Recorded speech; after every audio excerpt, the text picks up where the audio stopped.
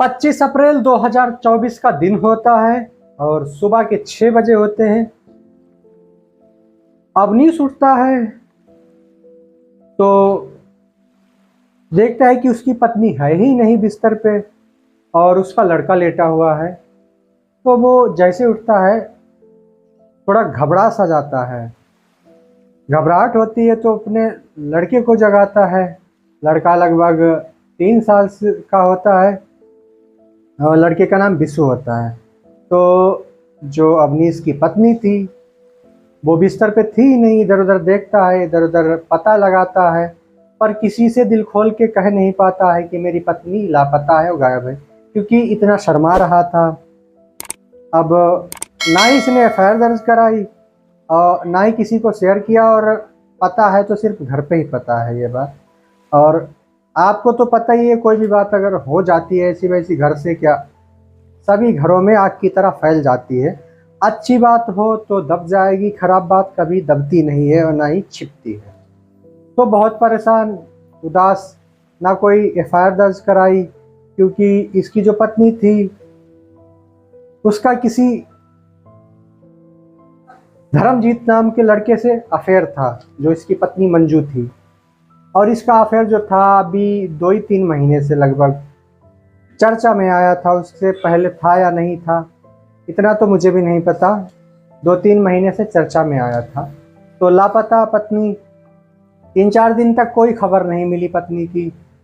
अब अवनीश जो पति था बहुत ज़्यादा परेशान हो रहा था अपनी पत्नी को लेकर, और गुस्सा भी उसको बहुत आ रही थी। आदाब, नमस्कार, सत श्री अकाल। स्टोरी के नए एपिसोड में आप सभी का बहुत बहुत स्वागत है।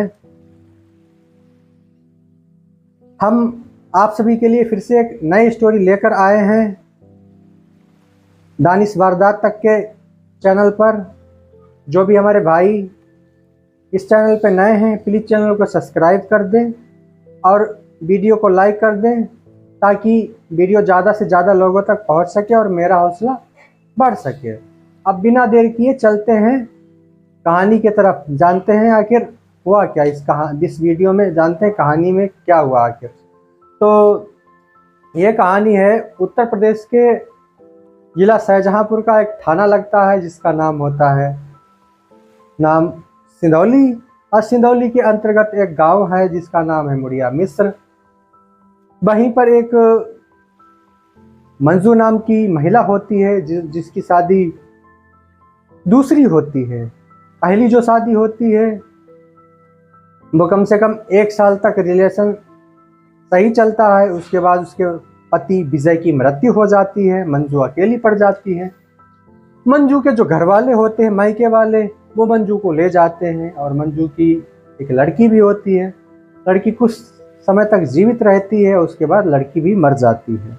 तो मंजू अपने मायके में बैठी रहती है। तो उसी समय जब मंजू विजय के साथ थी, विजय की पत्नी थी, उसी समय जो विजय का जो चचेरा भाई होता है अवनीश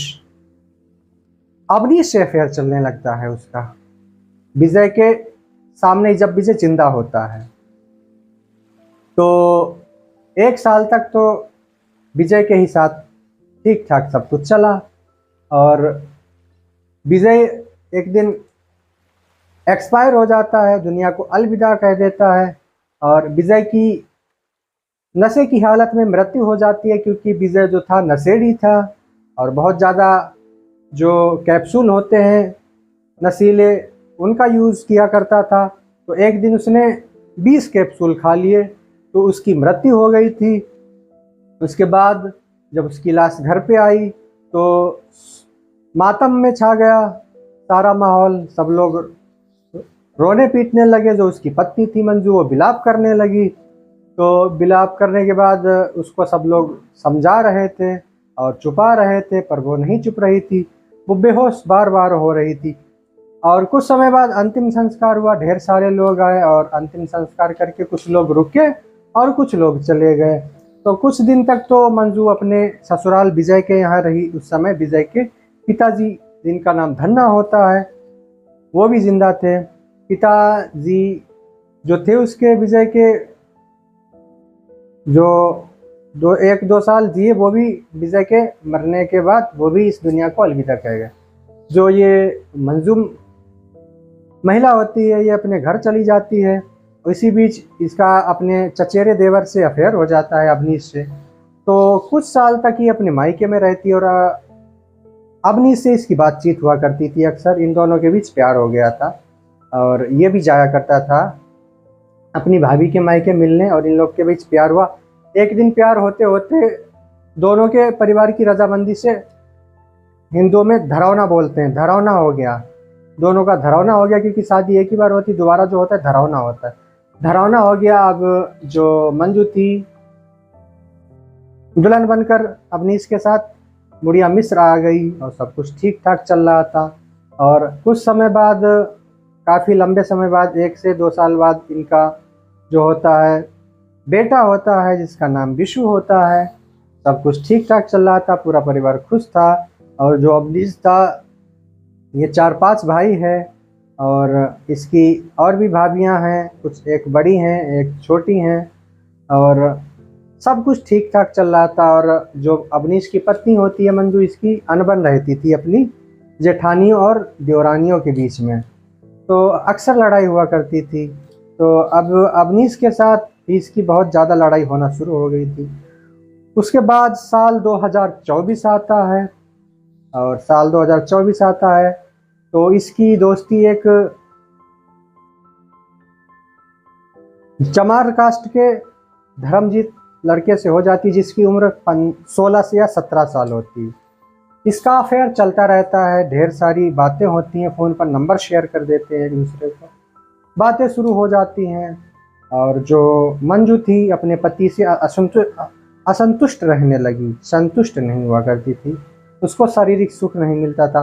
अब ये धर्मजीत से बातें किया करती थी, खूब गपशप करती थी, सब कुछ करती थी बातों में। और इसके पति ने कई बार देखा और इसको डांटा, पर इसके अपने पति की इसने एक ना सुनी। और एक दिन ऐसा आता है साल 2024 25 अप्रैल को, अवनीश 6 बजे उठता है तो देखता है उसकी पत्नी गायब है और लड़का सोया हुआ है बिस्तर पर। लड़के को उठाता है, देखता है कि इसकी माँ नहीं है, तो उसको इधर उधर ढूंढता है, ताकता है, लोगों को नहीं बताता, शर्म के मारे घर पे ही बताता है, और ना ही एफआईआर दर्ज करवाता है।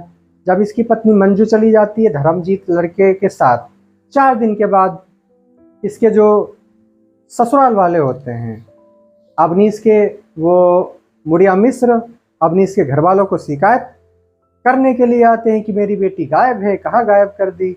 और उसके बाद जो सच्चाई सामने आती है उसको सुन के आपके भी पैरों तले ज़मीन खिसक जाएगी, क्योंकि वो गायब नहीं की जाती है, वो किसी लड़के के साथ भाग जाती है। उसका प्रेम प्रसंग चल रहा था धर्मजीत नाम के लड़के से, वो उसी के साथ भाग गई। तो फिर घर वालों को पता लगा, फिर वो मायके चली गई अपने। लड़के ने भी छोड़ दिया, धर्मजीत ने, वो भी अपने गांव चला गया, वो अपने मायके चली गई।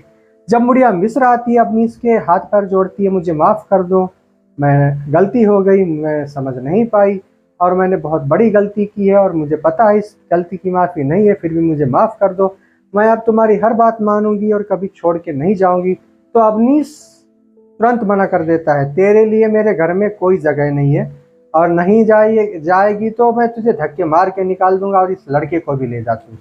तो इस तरीके से बात करता है अवनीश और उसको भगा देता है।